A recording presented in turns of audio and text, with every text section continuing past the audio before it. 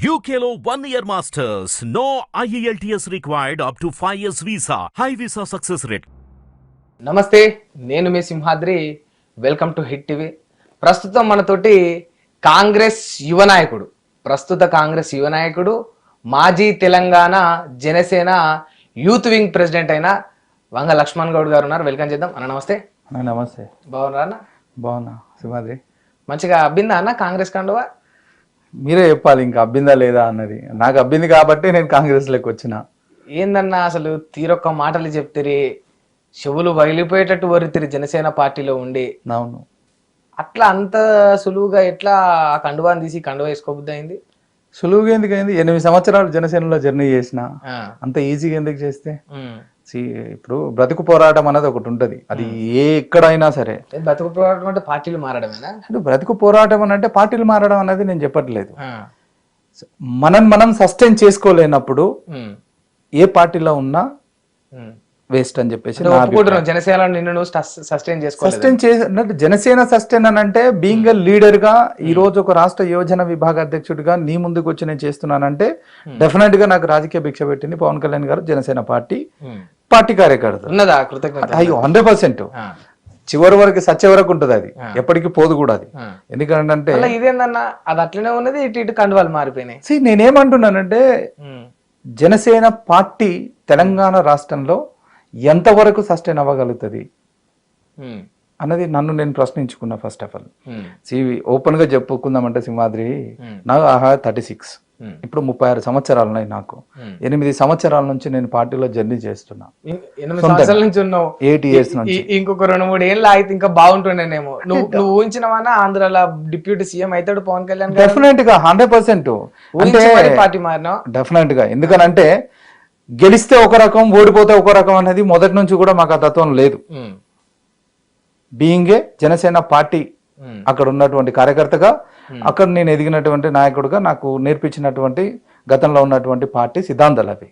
మనిషి అంటే ఉంటే ఒకలాగా లేకపోతే ఒకలాగా మార్పు అనేది కాకుండా ఆయన గెలుస్తారనే నమ్మకం బలంగా ఉంది డెఫినెట్ గా. కాకపోతే ఒక చిన్న బాధ ఏంటనంటే ముఖ్యమంత్రి అవుతే ఇంకా సంతోషపడేవాడిని డెఫినెట్ గా. ఎక్కడున్నా డెఫినెట్ గా వన్ డే, ఇప్పుడు కాకపోయినా నెక్స్ట్ టైం కైనా అదే ఆంధ్రప్రదేశ్ రాష్ట్రానికి డెఫినెట్ గా పవన్ కళ్యాణ్ గారు ముఖ్యమంత్రి అవుతారు. నువ్వు నేను కూడా డెఫినెట్ గా చూస్తాం, దాంట్లో ఖచ్చితంగా సంతోషపడతా. మరి అక్కడ ముఖ్యమంత్రి అయ్యే క్యాపబిలిటీ ఉన్నప్పుడు ఇక్కడ అట్లీస్ట్ ఎమ్మెల్యేని గెలిపించుకోలేరంటారు ఆ రోజు నాడు. అంటే నేనేమంటున్నా, అక్కడ ముఖ్యమంత్రి అయ్యే స్థానం వరకు అంటే ఎప్పుడు ఇంకొక 5 years పడుతుంది. జనరల్ గా ఏ రాజకీయ నాయకులైనా సరే ఈ రోజు పవన్ కళ్యాణ్ గారు ఉన్నటువంటి స్థానం డిప్యూటీ సీఎం. అంటే అక్కడ ముఖ్యమంత్రి అయిన తర్వాతనే తెలంగాణలో చూస్తారన్నది నేను ఒక బలంగా నమ్ముతా. అంటే ఇంకో 6-7 years, ఇప్పటికే 36 సంవత్సరాలు, ఇంకో 6-7 years అని అంటే చాలా టైం పడుతుంది సింహాద్రి. ఎందుకనంటే లైఫ్ ఇంపార్టెంట్. ఈ రోజు ప్రతి డే ప్రతి అవర్ కూడా ఇంపార్టెంటే. నీకు తెలుసు ఆ విషయము. 8 సంవత్సరాలుగా మా సొంత డబ్బులు పెట్టుకొని మేము పార్టీని బలంగా నియోజకవర్గంలో ఉమ్మడి మహబూబ్నగర్ జిల్లాలో ఉన్నటువంటి కార్యకర్తలు కావచ్చు, రాష్ట్రంలో ఉన్న కార్యకర్తలు సొంతంగా పెట్టుకొని అందరం కూడా వాళ్ళ స్థితిగతులను ఆలోచించుకొని పార్టీ డెవలప్ చేసుకున్నాం. నేను అదే అంటున్నా, 8 సంవత్సరాలు గన్ని డబ్బులు పెట్టుకొని గింత టైం పెట్టి తీరా ఎందుకు పుంజుకుంటున్న టైంలో వెళ్ళిపోయినావు అన్న? ఏం లేనప్పుడే తోడున్నావు నువ్వు. అవును, అన్ని వస్తున్నప్పుడు వదిలేసిపోయినావు. అన్ని వస్తున్నాయనంటే ఎప్పుడు వచ్చేదాని గురించి నేను ఆశపడే ఇప్పటి నుంచి వెయిట్ చేయాలనంటే కష్టం. ఎందుకనంటే అన్నిటికన్నా ముఖ్యంగా ఈ రోజు జనసేన పార్టీ బలంగా ఉన్నటువంటి ప్రాంతం ఆంధ్రప్రదేశ్.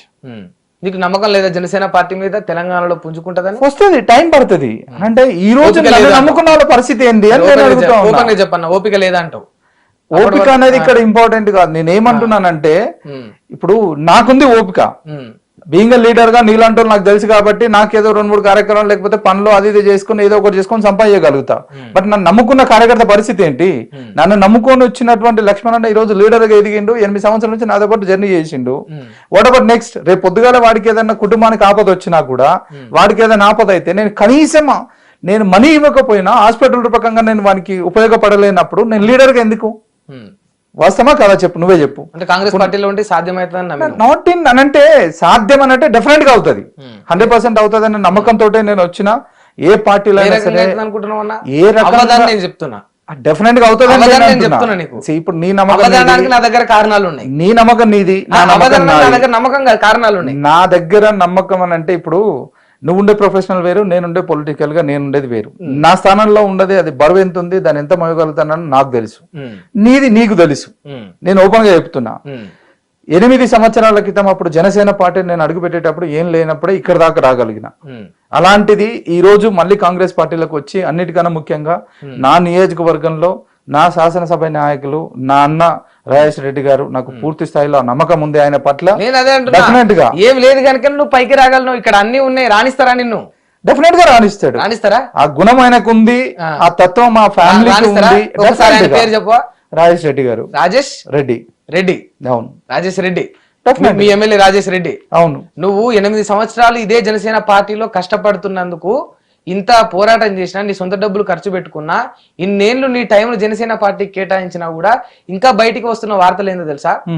మీ ఇన్ఛార్జ్ అయిన, ఈ తెలంగాణ రాష్ట్రానికి ఇన్ఛార్జ్ అయిన శంకర్ గౌడ్కు, లక్ష్మణ్ గౌడ్కు కుల విభేదాలు వచ్చి పడక ఓర్వలేక చిన్న చూపు చూస్తే తొక్కేస్తేనే లక్ష్మణ్ గౌడ్ పార్టీ మారిండు అన్న విమర్శలు వినిపిస్తుంది. విమర్శలు అనేవి ఎప్పుడు వినిపిస్తూనే ఉంటాయి. కొంతవరకేనంటే వాస్తవాలు కావా? అంటే అవి వాస్తవాలు కావా? నేను ఒకటి చెప్తా, మనస్సాక్షిగా చెప్పు. మనసాక్షిగా నేను చెప్తున్నాను ఓపెన్ గా సింహాద్రి. దేవుడు ఇచ్చినటువంటి లైఫ్ ని ఇంకొకటి తొక్కడానికి ఎవరికి కూడా లేదు. ఎవరు తొక్కరు. ఎందుకంటే నా బలం నాదే, ఆయన బలం ఆయనదే, ఆయనదే. పార్టీ అరేంజ్ చేసే మీటింగ్ కి రానిపోతే సరిపోయా, వచ్చినా మాట్లాడకపోతే సరిపోయా. కొన్ని సందర్భాలు ఉంటాయి, నేను కాదనట్లేదు. అన్నిటి కూడా నేను అదే చేయట్లేదు. కొన్ని సందర్భాలు ఉంటాయి, నేను కాదనట్లేదు. బట్ అట్లా అని చెప్పేసి కంప్లీట్ గా నా జీవితాన్ని శాసించే హక్కు అంటే జీవితాన్ని శాసించే హక్కు ఎవరికి ఉండదన్నా. కానీ రాజకీయ జీవితాన్ని శాసించే అథారిటీస్ అయితే ఉంటాయి కదా. నీకు వచ్చినటువంటి నువ్వే నిర్ణయించుకోవాలి, అది రైటా రాంగా అన్నది నువ్వే చూసుకోవాలి. ఇంకా సరే, ఇప్పుడు ఓపెన్ గా చెప్పన్నా, నిజంగా గౌడ సామాజిక వర్గమైన మీరిద్దరు ఒకే సామాజిక వర్గం నుంచి వెళ్ళి వచ్చినందుకు ఓర్వలేక మీ ఇన్ఛార్జ్ నిన్ను తొక్కిండా లేదా? నువ్వు నాకు ఓపెన్ గా చెప్పు, పర్సనల్ గా చెప్పు. రైట్, నాకు తెలియదు. ఇప్పుడు నువ్వు చెప్తేనే నాకు అర్థమవుతుంది నిజంగా తొక్కిరానంటే. ఇప్పుడు ఏ వ్యక్తి నిప్పులేని పొగైతే రాదు కానా. ఇప్పుడు రాజకీయంలో నేను ఒకటి బలంగా నమ్ముతా, శత్రువు ఎప్పుడు దూరం ఉండడు, the very close to me. శత్రువు ఎప్పుడు ఇంటోడే ఉంటాడు, బయటోడు ఉండడు. అంటే ఒప్పుకోకనే నేను అనట్లేదు. He is also very good person. ఆయన మంచి వ్యక్తి కాబట్టి ఒక రాష్ట్ర యువజన విభాగ అధ్యక్షుడిగా నేను రాగలిగిన. ఆయన సపోర్ట్ చేయడం ద్వారానే. అదేవిధంగా మహేందర్ రెడ్డి గారే కావచ్చు, రామ్ తల్లూరి గారే కావచ్చు, మిగతా నాయకులే కావచ్చు. సో వీళ్ళందరి మద్దతుతోటే కదా ఇక్కడ దాకా వచ్చిన. తొక్కిరి అనడానికి ఆస్కారం లేదు కదా. కనిపించకుండా నా వెనకాల ఏం జరిగిందని అంటే, నువ్వు ఇంత ఎంక్వైరీ చేసినావు అంటే ఐఎమ్ సో హ్యాపీ. నీకు కూడా తెలిసి ఉంటుంది మేబీ, నాకు తెలియదు. నేను తెలుసుకుంటున్నాను. సరే.